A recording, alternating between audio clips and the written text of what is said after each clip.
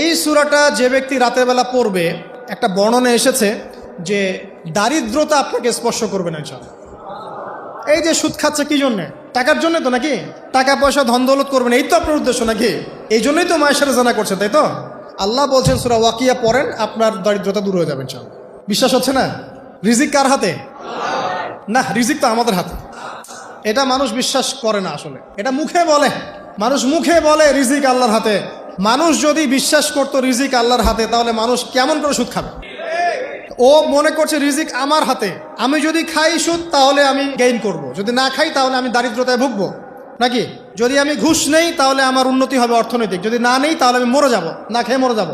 যদি আমি দুর্নীতি করি তাহলে আমি বাঁচবো, আমার সন্তানরা ভালো থাকবে, যদি না করি আমি দারিদ্রতায় মরে যাব, তাই তো? এই কনসেপ্ট ছাড়া কেউ এগুলা কাজ এমনি করতে পারে নাকি? নিঃসন্দেহে আমরা মনে করি যে রিজিকের মালিক আমরা, আল্লাহ নয়। শুধু মুখের মধ্যে বলি যে রিজিকের মালিক আল্লাহ। রিজিকের মালিক যদি আল্লাহ হতো তাহলে আমি হালাল পথে থাকতাম এবং তাওয়াক্কুল করতাম যে আল্লাহ আমাকে যা রিজিক দিয়েছেন তা তো আসবেই, আসবে না? আসবেই। আপনাকে যদি আল্লাহ পাক, এটা কোন জেলা? লালমনিরহাট। লালমনিরহাটের 100 একর জায়গায় যত ধান হয়, এতগুলো ধান যদি আপনার আমল নামায় লেখা থাকে, মানে আপনার আমল নাম হচ্ছে রিজিকে, তাকদিরে আপনার তাকদিরে যদি লেখা থাকে যে আপনি 100 একর জমির ধান খাবেন তারপর মরবেন, আছে না লেখা? আচ্ছা, একটা দানা কম বেশি হবে?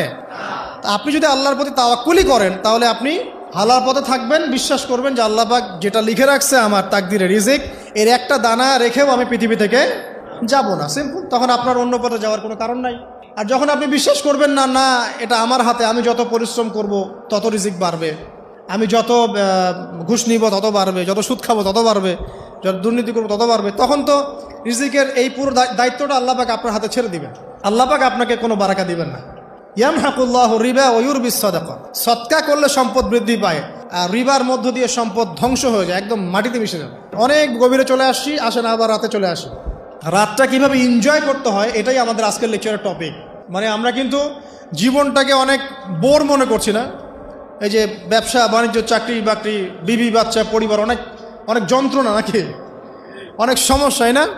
কিন্তু আল্লাহ পাক ইসলাম দিয়েছেন কিন্তু জীবনটা উপভোগ করার জন্যে। কি জন্যে? উপভোগ করার জন্যে। আমরা আগে ভাবতাম আল্লাহ পাক ইসলাম আসলে কি জন্যে দিলেন মানব জাতির?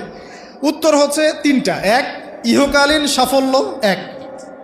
2, পরকালের মুক্তি, আর 3 হচ্ছে আপনার জীবনটাকে উপভোগ করার জন্য।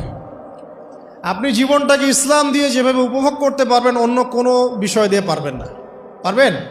পারবেন না। আসেন দেখেন কিভাবে। রাতটা নিয়েই কথা বলি। এই যে রাত হয়ে গেল, আমরা আয়াতুল কুরসি পড়ব, আমরা সূরা বাকারার শেষ 3 আয়াত পড়ব, সূরা মুলক পড়ব। আরেকটা সূরা বলি,